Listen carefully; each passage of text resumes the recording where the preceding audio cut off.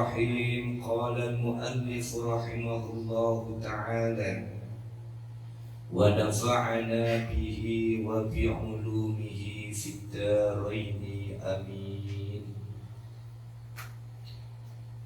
Ini sebelum masuk nasihat yang ke-34, 1, 2, 3, 4, baris keempat dari bawah. Sudah ketemu belum? Sama ketemu dari Curi sebentar. Soalnya ini di tengah-tengah. Mulai ya Musa itu sudah ya? Sudah? Sudah. Bismillahirrahmanirrahim. Ya Musa bin Imran, Iza kana al-ghalibu ala qalbi abdi al-ishtighal bid-dunya ushghila qalbuhu bil-faqr wa unsiyahul maut wa ubtuliyahu bi jam'il mali wal ghaflati 'anil ma'al. Wa idza kana al-ghalibu 'ala qalbi 'abdi al-ishtighal bi amril akhirah ju'ilat hammuhu ibadati ja'altu himmahu ibadati wastakhdamtu lahu ibadi wa malaktu qalbahu bihayyin. Ya Musa bin Imran, wahai Musa bin Imran. Jadi Nabi Musa niku putrane Pak Imran. Imran bin Qais.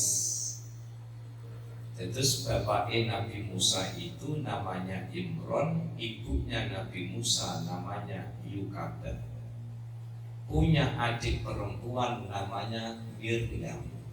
Ada riwayat lain mengatakan Maryam.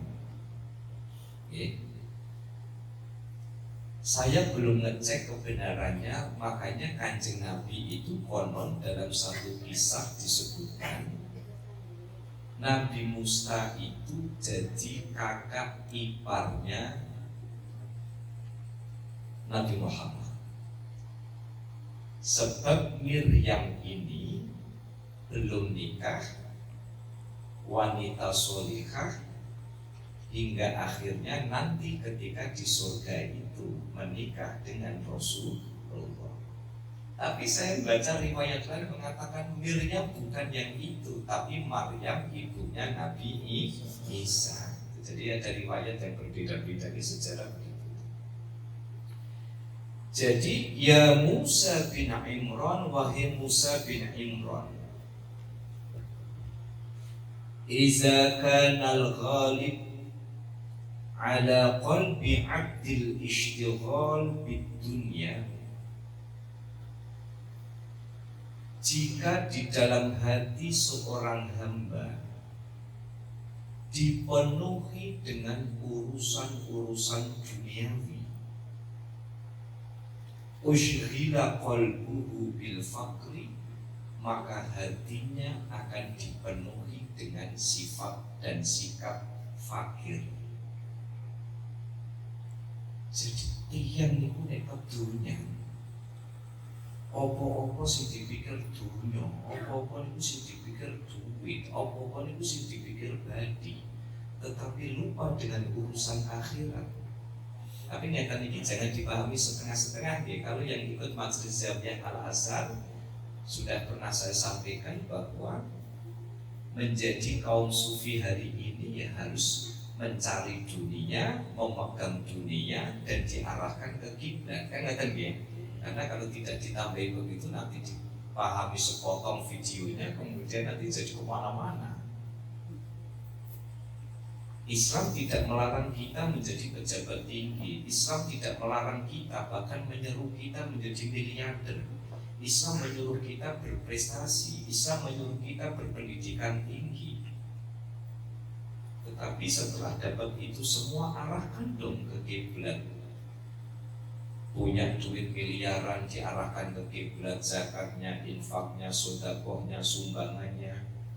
Dia punya jabatan tinggi, ketika dia jabat mengayomi anak buah, tidak korupsi, tidak markup dana, tidak oportunis, setor muka. Itu makanya guyonan di terdepan saya Pak. Kalau kerja itu mukanya di bawah supaya tidak cari muka di kantor, kan katanya. Niki kulangsat tulisan itu dari truk nih. Ya Allah, menarik, sesopir pasti duit truk nih kok kreatif. Kalau kerja mukanya di bawah supaya tidak cari muka. Kenapa di kantor cari-cari muka? Mukanya kayak di dapur soalnya. Pak Pur, terakhir tulisannya apa Pak? Santai lek. Saya kok belum pernah ya ketemu RJP Mover, kok belum pernah ketemu. Itu. Bapak Ibu, dunia harus kita pegang. Tidak perlu takut jadi politisi hebat, tidak perlu takut jadi pejabat tinggi, tidak perlu takut jadi orang yang kaya raya. Ya, seperti Sayyidina Utsman itu. Tidak perlu takut kemudian menjadi orang yang mungkin bisa menggenggam dunia. Setelah dapat itu semua, belokkan ke arah kiblat. Apa yang dimaksudkan dengan nasihat ini? Ketika di dalam hatimu hanya dipenuhi urusan dunia, maka nasihat Allah, ushghila qalbuhu bil faqri, pasti hatimu merasa jadi orang fakir.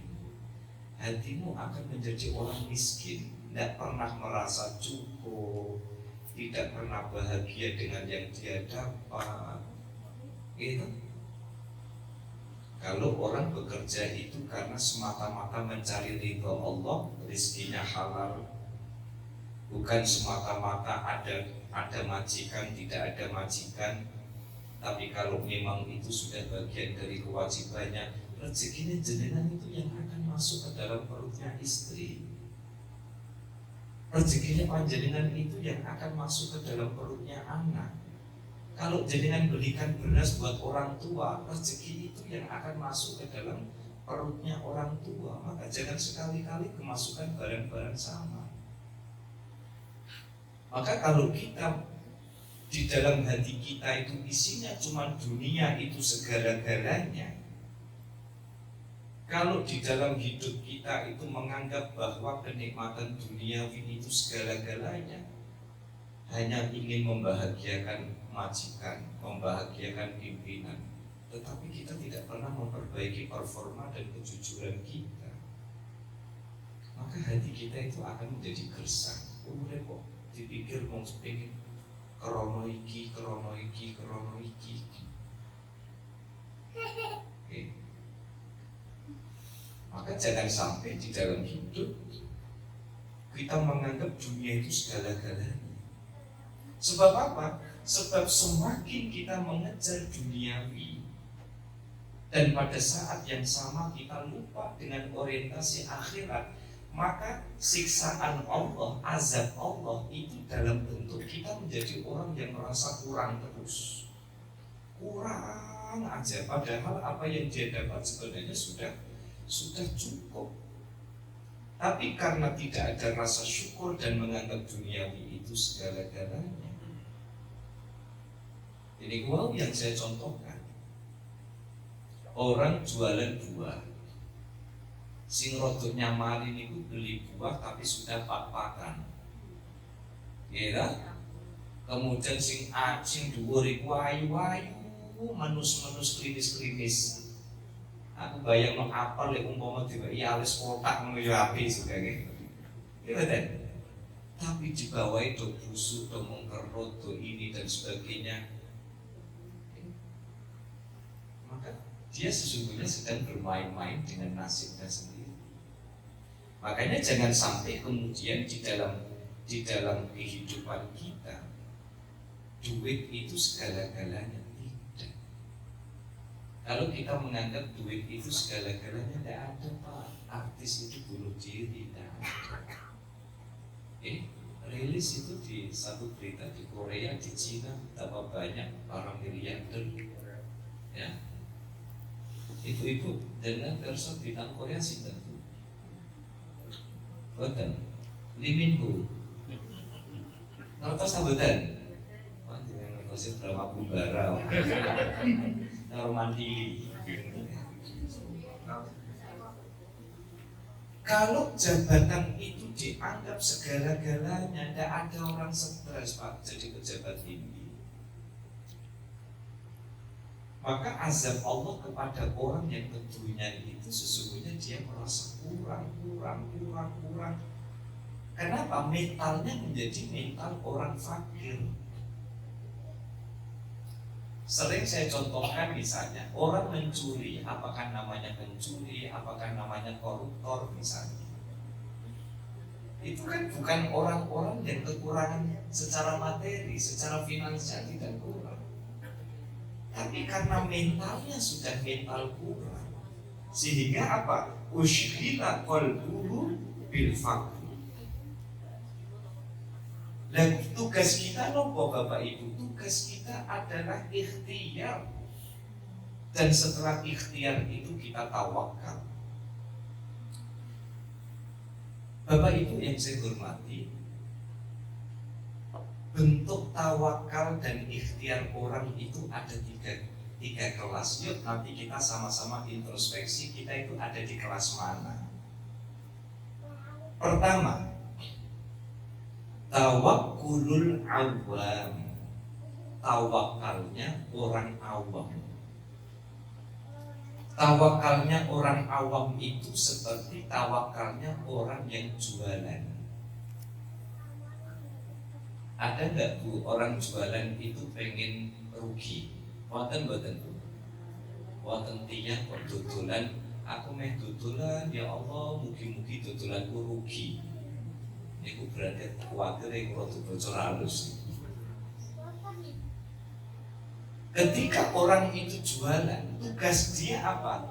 Ya Allah, saya jualan, saya kulaan, saya dapat barang, kemudian apa? Saya untung. Tapi kadang ada orang jualan, untungnya tidak begitu banyak.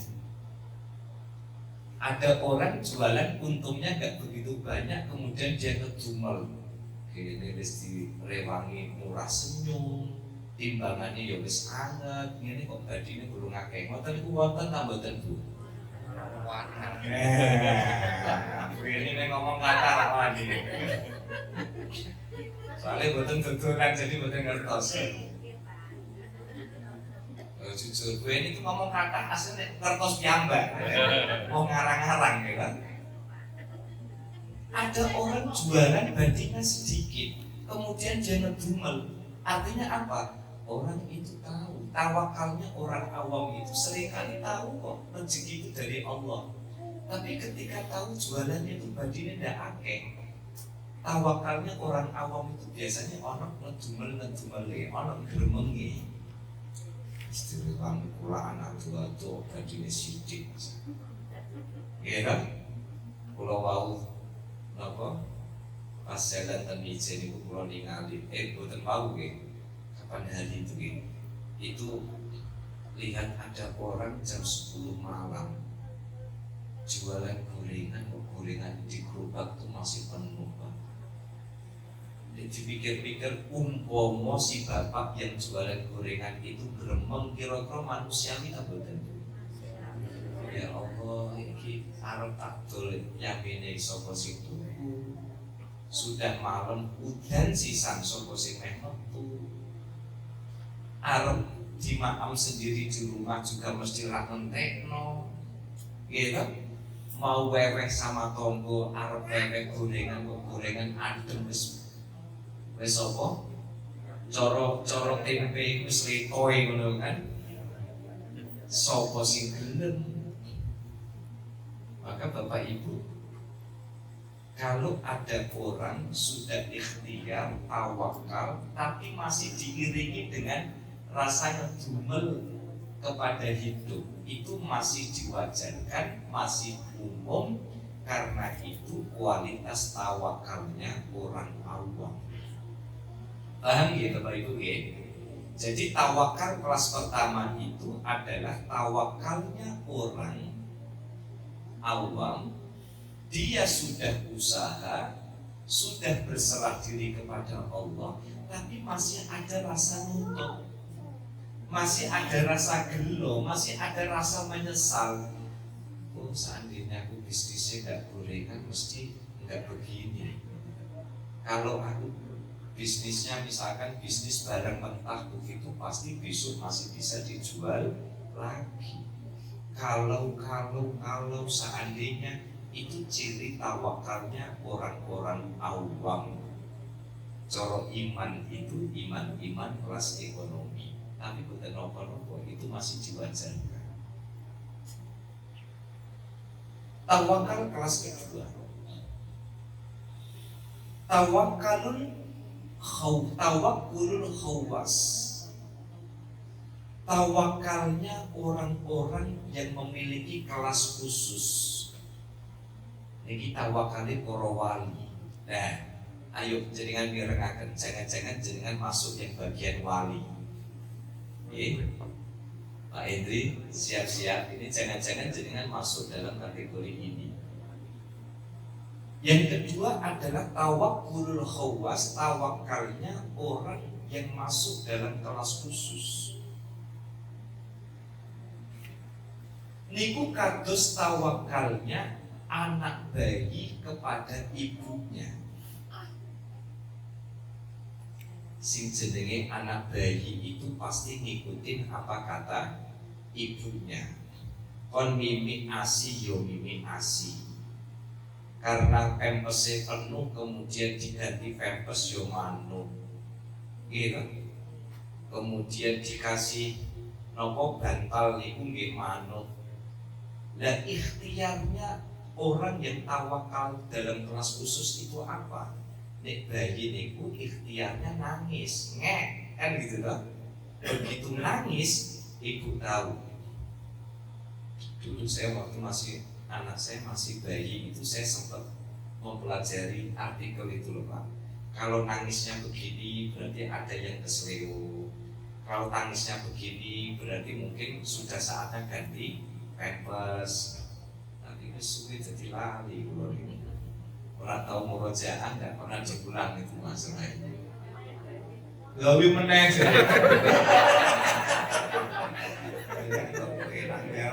Gawe pura dua. Sing ngomong ibu-ibu, sing malah kayak lucu itu kan sing ngomong gawe meneh.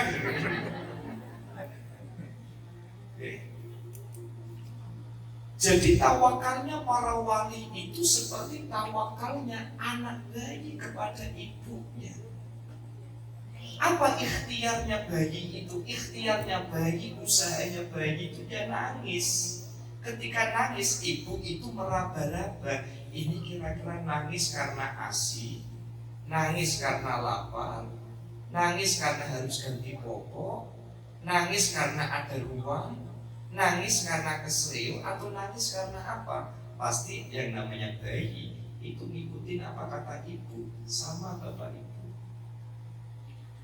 Yang namanya wali ini ngikuti apa kata Allah. Tugasnya wali ini apa? Tugasnya wali ini dulu. Tidak takut manusia, la khaufun alaihim wa la hum yahzanun. Tidak pernah punya rasa khawatir, tidak punya rasa sedih, tidak pernah rasa takut sama manusia, tidak pernah mikir sesuk itu ono sing itu beras poran itu wali betul. Ono ngaku wali tapi si posang, pusing boleh utangan. Niku berarti durung kelasnya. Nah, masih wali murid niku. Jadi yang namanya wali itu la khaufun alaihim wa la hum yahzanun. Tidak pernah ada rasa khawatir. Kenapa? Karena merasa hidupnya itu sudah dijamin sama Allah. Anak bayi itu yang jamin siapa? Ya ibu. Nangis tengah wengi, nangis tengah wengi, ibu tangi. Nah bapaknya nanti nangis tengah wengi tak betul bu. Ini loh bapak-bapak jenengan itu nanti nangis tengah wengi tak betul. Ngelidur. Jadi tawakalnya para wali itu apa? Tawakalnya para wali itu seperti tawakalnya anak bayi kepada ibunya.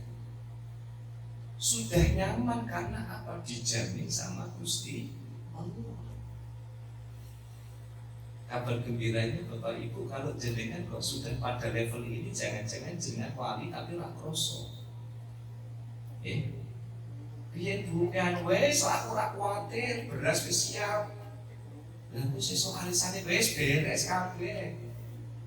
Jenengan kok krungu ana tanggane kok ngene kok aja wali niku.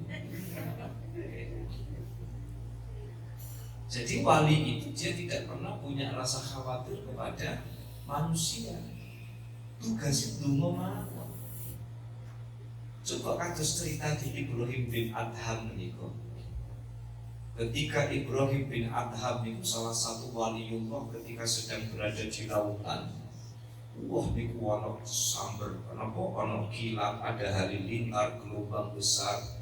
Pada saat itu kemudian kapal itu goyang karena digoyang sama gelombang laut. Wape donga, wape donga hati-hati donga kadang ora kabul malah ruwet niku. Wis donga monggo sami-sami donga ceritane Ibu Mari ku nanti guyon tapi beliau itu guyon. Waduh donga monggo sareng-sareng lagi napa? Lagi hutan itu memacana Fatihah sampai walau tuh malah tambah dan terus gitu. Nah Ibrahim bin Adham itu seorang wali dan banyak orang tidak ngerti kalau beliau itu wali. Hingga akhirnya ketika kapal itu semakin goncang karena gelombang laut, hingga akhirnya ada satu orang yang tahu bahwa di pojokan itu ada seorang waliullah bernama Ibrahim bin Adham. Kemudian disuruh itu, Mbah Yai, kita ini wong sakapal itu pun donga kabeh, tapi bar donga niki bukannya malah tambah anteng tapi kapal itu tambah goyang. Mbok jenengan dongakno kami supaya diselamatkan oleh Allah Subhanahu wa taala. Akhirnya apa? Ibrahim bin Adham kemudian donga, ya Rabbi qad araitana qudrataka fa'arina lutfaka. Ya Allah, qad araitana qudrataka, Engkau telah menunjukkan kekuasaanmu. Gelombang laut, kapal guncang, halilintar, hujan, kami panik, ini semua adalah kekuasaanmu. Pun cekat Gusti, fa'arina lutfaka, sekarang tolong tunjukkan kelembutanmu ya Allah.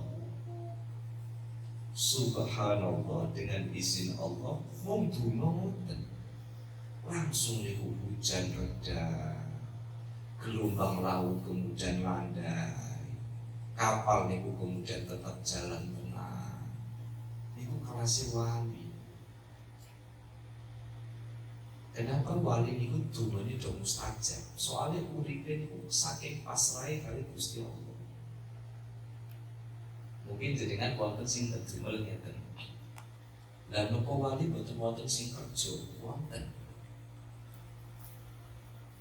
Nek wonten wali tapi dia masih bekerja, bisa jadi satu, dia ingin menutupi kewaliannya. Dia ingin menutupi kewaliannya. Yang kedua, bisa jadi dia bekerja itu ingin mengajari orang bahwa untuk dapat rezeki harus usaha. Nah niku. Tapi sebenarnya yang pokok tawakalnya seorang wali itu sampai dipun ketika ngaten Bapak Ibu. Kalau kita pengen doa kita itu mustajab, istijabah maupun ijabah, maka latihannya adalah latihan seberapa total kepasrahan kita kepada Allah Subhanahu wa ta'ala. Jangan-jangan kita niki sholat tapi dereng total. Allahu Akbar lagi sholat lagi gilingan. Iki mau duitku tak direno sedel tak direno ndi mau. Akhirnya aku mulai dari Allahu Akbar sampai Assalamualaikum, urung ketemu no sedel. apa nak jual kulkas, kan kadang sih marah ke sholat, kenapa dungo-dungo mati kabul itu nopo? Kita sendiri sebenarnya potensi menjadi wali itu sebenarnya semua orang punya potensi, tapi boten-boten cerita diterima apa menerima kursus kilat menjadi wali, boten-boten. Wali itu mau habah. Napa mau habah? Mau habah itu pemberian saking Gusti Allah, boten saged disinaoni. Kan betul wonten cerita dadi wali harus selesai S3 dengan predikat cum laude. Betul wonten malah mulai biasanya rapate dadi wali biasanya. Jangan-jangan kita niku arep dadi wali Pak situ gara-gara kelingan duitnya kok segel. Apa tak cepet kok helm yo. Misalnya gitu. Tahiyat matur nuwun at-tahiyatul mubarakatus sholawatut thayyibatu lillah. Lagi kelingan lho. Jikome wis tak jeglekno ta dulu. Kayak sing mburi kok mburi buanter ketoke sering. Nggih. Emang jikome belum tak jeglekno mau iki kan. Sampai akhir assalamualaikum warahmatullahi. Rak wiridan langsung marani mejikom. Itu tak jeglekno niku. Lah sing parang malih karena memang ada hubungan antara ketenangan batinnya dengan konsentrasi orang. Kan kadang kita niku pas sholat kadang eling kunci ketrisut napa-napa ngoten to. Niku malah wonten sing rada kurang sopan niku. Wah, iki mau ketrisut tak direti. Jadi itu kon sholat sih. Allahu Akbar ya kunci ku ndi. Jadi sholat itu dari awal itu mikir kunci lah sing ternyata iki sing rada menghambat dadi wali niku sing kadang-kadang. Jadi kunci menjadi wali itu bukan mereka yang jadi ustaz, jadi kiai, surgane ju. Assalamualaikum warahmatullahi wabarakatuh. Boten niku. Wali itu tidak bisa dilihat secara fisik. Boten saged. Makanya kados ceritanya Mbah Khalil Bangkalan itu. Nanti ingat boten itu kalau saya enggak salah dulu kita generasi awal Pak Rofiq. Saya cerita bagaimana ada Nabi Khidir datang ke Mbah Khalil Bangkalan. Masih ingat ya? Pak Hendri masih ingat kayaknya. Tapi ini pas subuh kayaknya Pak. Ini pas subuh kayaknya. Datang pas subuh. Memberikan pelajaran kepada kita nopo. Jangan suka underestimate sama orang yang secara fisik tidak lebih baik dari kita. Hati-hati Bapak Ibu. Kita tidak boleh menyepelekan orang. Kita tidak boleh melihat orang ini kebucan, tidak boleh. Gusti Allah itu benci kepada dosa, tidak benci kepada pendosa. Makanya kalau ada orang itu masih berbuat dosa, harus kita dekati. Jangan-jangan dia itu nanti surganya lebih dulu daripada orang yang sedang ngaji. Jangan-jangan orang-orang pendosa-pendosa itu lebih surga lebih cepat daripada si ngaji Tufatul Madiyah itu. Sebab apa? Allah itu sangat benci kepada dosa, tetapi tidak membenci seorang pendosa. Nah, suatu hari Mbah Khalil Bangkalan itu sedang duduk. Tiba-tiba itu ada orang watuk, umbelen, belelen, wis itu pakaiannya itu compang-camping dan rotok mampu. Begitu Mbah Khalil itu didatangi para jamaah yang sowan, kemudian orang itu yang penampilannya itu seperti pemulung, ya, pengemis. Dia datang umbelen, wis umbelen watukan, beleken, orang nggawa tisu basah sisan. Akhirnya apa? Begitu datang ke Mbah Khalil, kopi yang ada di dekatnya Mbah Khalil itu langsung diminum sama orang itu. Untung biyen dari waktu Covid Pak. Akhirnya apa? Begitu diminum, Tidak ada wala salam, wala kalam, tidak pamitan, tidak permisi. Akhirnya orang itu langsung pergi. Bakhalil lajeng dawuh kepada yang hadir, monggo niki sing badhe ngunjuk kopi niki saya persilahkan. Sing badhe ngunjuk kopi niki kan habis diminum orang tadi. Bakhalil kemudian nyontok. Kula contohno nggih. Asline kula pengin. Udah pasang sisi. Setelah dicontohin sama Mbak Khalil, siapa yang mau minum kopi ini? Tidak ada yang mau. Akhirnya kemudian kopi itu dihabiskan sama Mbak Khalil, Syekhuna Khalil Bangkalan. Kalau kita lagi bahas ini nggih Pak Ali. Pak Ali saat dari maghrib kalau tengene kula termasuk nyinggung-nyinggung masalah ziarah. Jenengan itu tenanan tak boten pengen ziarah. Jenengan yang tenanan tak boleh bis. Jangan pengen bis nomor truk. Nek truk ageng truk Pak Pur, makai tengahnya paling Itali. Cekelan. Nek boten truk itu nggih make ngampil niku kalau brondone Pak Roke. Sing putih kali Ranger niku Pak, gelar kloso. Nggih, Syekhuna Khalil Bangkalan itu kula pun sangat saya terakhir niku siaran waktu 10 tahun yang lalu Pak. Kula wangsul saking Mesir. Kalau izin kali bapak kok kangen sangat dengan Bangkalan itu, langsung pulang di kok begini Mbak Khalil, karena alhamdulillah pulau itu riyen dalam waktu 7 tahun setiap tahun tidak pernah telat. Bapak saya itu ngajak suan ke Mbak Khalil Bangkalan. Akhirnya tidak ada yang mau minum kopi itu. Setelah dihabiskan sama Mbak Khalil, lajeng beliau dawuh, apakah panjenengan tahu siapa tadi orang yang barusan datang itu? Yang barusan datang itu adalah Nabiullah Khidir alaihissalam. Tapi terhadap cerita begini, jenengan yang percaya silahkan dipercaya. Jenengan kalau tidak percaya, jangan menyalahkan cerita-cerita seperti ini. Nek jenengan pengen ngertos kitabe dan gini kulo, mangke kulo bukakno jenengan waca piyambak. Soalnya kadang cerita ngeten wonten sing mboten percaya, kitab-kitab budi-budi niku nyeritakno. Bahkan masyayikh Al-Azhar itu guru-guru saya ini banyak yang bercerita soal bagaimana Nabi Khidir itu masih hidup. Dan pernah ada satu majelis setelah ngaji itu, ada orang betul percaya masuk Nabi Khidir masih hidup. Saya bilang jenengan datang ke rumah saya Pak, maka saya bukakan kitabnya. Ya betul percaya, jenengan baca sendiri, bonus kopi, kan? Jenengan ditekoni pas waktu makan dia tak pesen sate cahasan. Nek sate cahasan ditonggone cahasan Pak Ali, gitu, bebek kukuci. Akhirnya apa? Waktunya datang juga. Jenengan mau baca sendiri apa saya bacakan? Saya bilang gitu.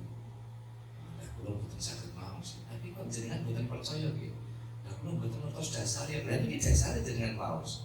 Tapi belum betul bulat aja kan. Akhirnya saya bacakan barulah kemudian dia percaya.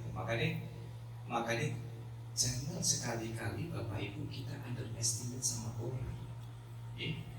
Karena bisa jadi orang-orang yang kadang secara fisik tidak lebih baik dari kita, jangan-jangan dia sesungguhnya hadir menjadi ujian, menjadi cobaan bagi kita.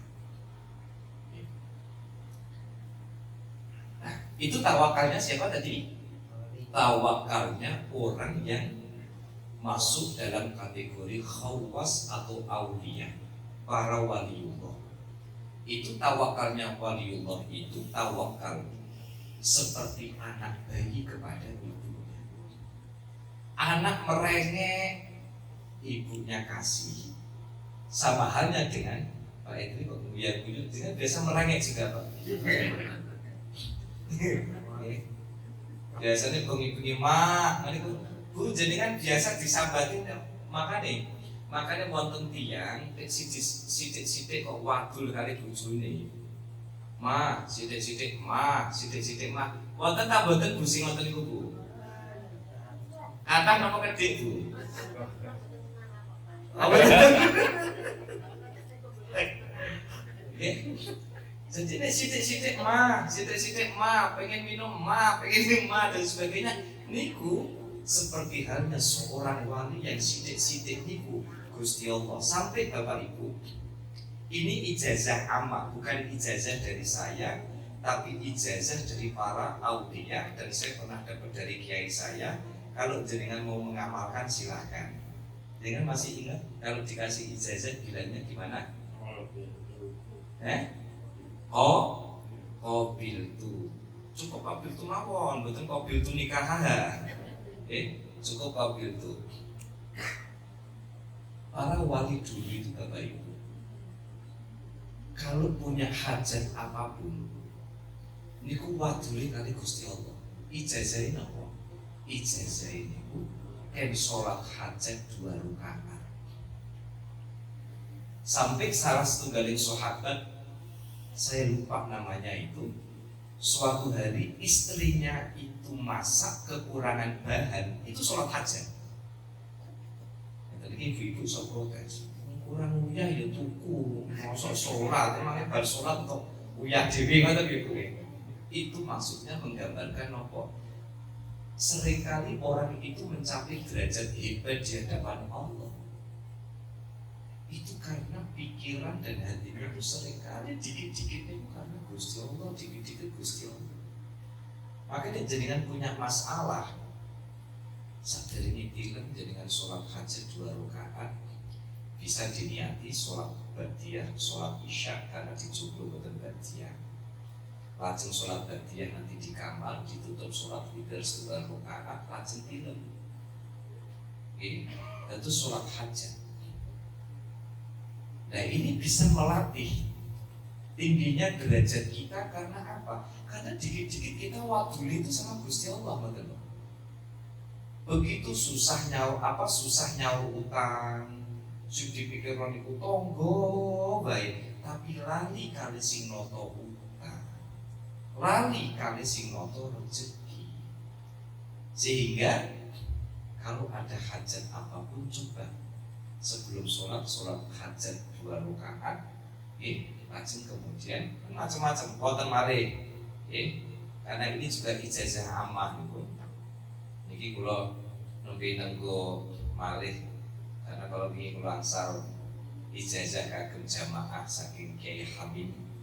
Kemarin gara-gara itu saya kemudian telat datang ke tempatnya Mas Ferdi kemarin. Saya suat Kiai Hamim, pengasuh Pondok Pesantren Jabul Quran di Mulia itu. Karena itu sahabat lama waktu kuliah dulu. Saya katanya mau dikasih cuman belum dikirim. Itu ada ijazah lagi. Kalau kita niku lagi rotok mumet, rotok suntuk, punya masalah, niku ketika mlebu omah niku kan salam 2 kali. Dengan nek mlebu salam niku halo napa assalamualaikum Bu. Halo.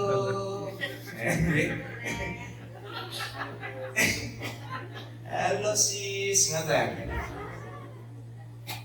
Jenengan bisa mengamalkan niki. Jadi begitu masuk rumah pertama kali niku jenengan uluk salam komplit. Assalamualaikum warahmatullahi wabarakatuh. Terus yang kedua uluk salam datang Kanjeng Nabi. Assalamualaikum ayyuhan nabi warahmatullahi wabarakatuh. Niku yang kedua. Yang ketiga lajeng maos qul huwallahu ing. Oh jadi kan harus dipelek no kulhu kata puendek ngoten. Ya memang surat favorit betul. Makanya kalau nih surat isya itu inna kali kulhu. Nyanam no Pak Hendri kok. Oke, nyanam no Pak Hendri. Oke kulhu inna. Nah kulhu 3 kali. Assalamualaikum warahmatullahi wabarakatuh. Yang kedua Assalamualaikum ayyuhan nabi wa rahmatullahi wa barakatuh. Yang ketiga maca qul huwallahu ahad Allahus samad lam yalid wa lam yulad wa lam yakul lahu kufuwan ahad. Kalau tidak sempat bagaimana? Kalau tidak sempat minimal 2 salam itu jangan dilupakan. Enten iki jenengan arep praktekno, mlebu nang omahe tamu. Assalamualaikum warahmatullahi wabarakatuh. Monggo pinarak sesek kurang siji meneh. Assalamualaikum ayyuhan nabiyyu warahmatullahi wabarakatuh. Monggo pinarak sik urung terus e. Diarani ngono mbak pidato jenengan. Umpama mlebu ngene tamu niku nggih cekap assalamualaikum niku sampun. Tapi nek mlebeten omahe piyambak niku saged diamalkan nggih. Nah niku tawakalnya siapa? Itu tawakalnya orang yang apa? Orang yang masuk dalam kategori khawas. Dan yang terakhir tawakkulul anbiya wal mursalin, tawakalnya nabi dan rasul. Tawakalnya Nabi dan Rasul itu diibaratkan seperti tawakulul mayyit. Tawakalnya mayyit. Yang namanya mayyit itu di mana-mana itu pasrah karo sing ngedusi karena sebutan bro. Napa nanti dengan krungu ana mayyit lagi dudusi. Le iki bayune kademen le. Ana mayyit kok request. Ya pengurus hukumnya bubar. Wah, nek jalur ngene aku ra gelem Mas Bintang tiarap ini. Iya. Bu, apa jenengan nanti krungu nek ana mayit, nek ana request-requestan pesen-pesen Bu. Wareng disabuni le, aku pas urip iki sabun kulit boi le. Ana mayit tak pesen sabun. Nggih. Mboten. Yang namanya mayit itu tidak pernah protes terhadap orang yang mandiin. Itu sama dengan tawakalnya para nabi dan para rasul. Pun Gusti hidup saya mau diapain monggo, sing penting panjenengan ridho. Itu tawakalnya para nabi dan para rasul. Kita pada dalam kategori yang mana, pada kelas yang mana, cuman kita dan Allah yang tahu. Tapi ini ojo makin berkok Zawiyah terus update status. Setelah mendengarkan kajian Zawiyah, saya semakin yakin bahwa saya masuk kategori waliullah.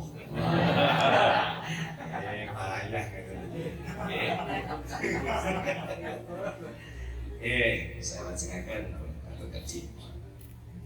Jadi kalau ada orang itu sampai ke tumpul dunia, hatinya dipenuhi oleh duniawi, maka dia akan difakirkan hatinya oleh Allah. Wa unsiyahul maut, dia akan lupa dengan mati. Makanya orang menghalalkan segala cara itu ada boten kelingan nek bakal mati. Dan satu hal Bapak Ibu, kalau kita orang hidup kok eling mati, maka itu jadi kabar gembira bagi panjenengan, karena itu artinya bahwa kita masih memiliki iman. Sing bahaya niku ora eling mati. Makanya itu orang yang hidupnya itu dipenuhi dengan orientasi duniawi dilupakan ya dari kematian. Wa ubtuliyahu bijam'il mal, akhirnya dicoba oleh Allah hidupnya habis buat ngumpulin harta, wal ghaflati anil ma'al, dan kemudian dia lupa dengan kehidupan akhirat. Tapi sebaliknya, wa idza kana al-ghalibu ala qalbi 'abdil ishtighal bi amril akhirah, tetapi ketika orang dalam hidupnya dipenuhi dengan tujuan-tujuan akhirat, Gusti pripun carane saya ini bisa sholat khusyuk, Gusti gimana caranya saya ini punya waktu untuk ngaji, Gusti gimana saya punya waktu untuk ziarah ke makam orang tua saya, Gusti gimana saya bisa silaturahim, Gusti sing dipikirkan piye carane Gusti Allah itu memberikan ridho, maka ja'altu hammahu ibadan, himmahu ibadan, maka aku akan menjadikan orientasi hidupnya hanya untuk beribadah kepadamu. Jadi ini pikirannya kalian hatinya itu dikebai urusan akhirat.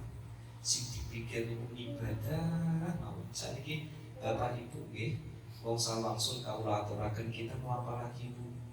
Nggih. Makan 3 kali sehari sudah cukup, sudah. Gitu. Untuk babakan-babakan yang lain sing butuh utut yo utut, ora ana utut linting. Ibadah. Para jamaah lintingiyah niki. Dan mriki niku wonten jamaah lintingiyah. Nggih. Ketuane niku Pak Hendri. Jadi ibu-ibu tapi duka, Pak nanti dibukakan sing linting kanggo bapak. Niki ibu-ibu pe ana sing nyusul. Minang, Pak. Minang ya. Ya ana sing minang gitu.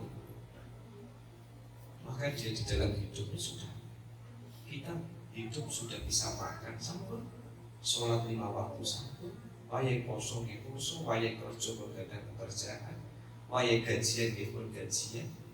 Kita pengen tidur bisa tidur, bangun tidur bisa subuhan, normal ini. Maka kalau orang di dalam hidupnya akhirat itu menjadi orientasi, maka aku akan menjadikan pikirannya, orientasi hidupnya itu untuk ibadah. Wastakhdamtu lahu ibadi, kemudian aku akan senantiasa terlayani. Wa malaktu qalbahu bihayyin, dan aku akan penuhi hatinya dengan kehidupan iman di dalam hati. Oleh karena itu para rausami yang saya hormati, nasihat Allah kepada Nabiullah Musa bin Imran pada malam hari ini memberikan nasihat banyak sekali kepada kita. Silahkan kita berprestasi di dalam urusan dunia. Silahkan pekerjaan itu kita lakukan sepenuh hati. Kita mengoptimalkan kehidupan kita, memiliki harta banyak silahkan, jabatan tinggi silahkan. Tetapi yang paling penting adalah jangan sampai itu semua memenuhi hati kita sehingga kita menjadi sosok yang dikuasai oleh dunia. Sebaliknya, yang paling penting yang perlu menjadi renungan kita bersama adalah boleh mencari dunia, boleh memiliki uang banyak, boleh memiliki jabatan tinggi, boleh memiliki ilmu yang banyak, tetapi jadikan ini semua untuk memperbaiki kualitas penghambaan kita kepada Allah Subhanahu wa Ta'ala. Dengan kata lain, jangan biarkan kita dikuasai dunia, tetapi kuasailah dunia. Jadikanlah dunia sebagai sarana untuk mendekatkan diri kita kepada Allah Subhanahu wa Ta'ala. Badan sehat supaya ibadahnya kuat, uang banyak supaya zakat infak sedekahnya banyak, ilmunya tinggi, ilmunya banyak supaya banyak ilmu yang bisa dimanfaatkan, badan sehat supaya bisa membantu mereka yang lemah. Maka kelebihan-kelebihan duniawi sah untuk kita miliki, tetapi kita harus memastikan hati kita bahwa itu semua adalah alat kita untuk menghamba kepada Allah Subhanahu wa Ta'ala. Sekian yang saya sampaikan pada kesempatan malam hari ini. Semoga menjadi ilmu yang manfaat, ilmu yang barokah. Sedikit-sedikit yang bisa kita terima ini semoga dapat kita amalkan dan dapat memotivasi hidup kita menjadi lebih baik sehingga mendapatkan hidup yang barokah. Amin. Allahumma amin. Al-Fatihah. Bismillahirrahmanirrahim. Alhamdulillahi Rabbil Alamin. Ar-Rahmanir-Rahim. Maliki yawmiddin. Iyyaka na'budu wa iyyaka nasta'in. Ihdinas siratal mustaqim. Siratal ladzina an'amta 'alaihim ghairil maghdubi 'alaihim waladdallin. Bismillahirrahmanirrahim. Alhamdulillahi Rabbil Alamin. Assalatu wassalamu 'alaika ya Sayyidina ya Rasulullah. Aghithna bi qada'i hawaijina min hawaijid din wad dunya wal akhirah. Allahumma barik lana fi Rajab wa Sya'ban wa ballighna Ramadan. Allahumma jammilna bil afiyati was salamah وحققنا بالتقوى والاستقامة، وأعذنا من موجبات الندامة في الحال والمآل، إنك سميع الدعاء. اللهم اغفر لنا ولوالدينا وارحمهما كما ربيانا صغارا. ربنا آتنا في الدنيا حسنة وفي الآخرة حسنة وقنا عذاب النار. سبحان ربك رب العزة عما يصفون، سلام على المرسلين والحمد لله رب العالمين.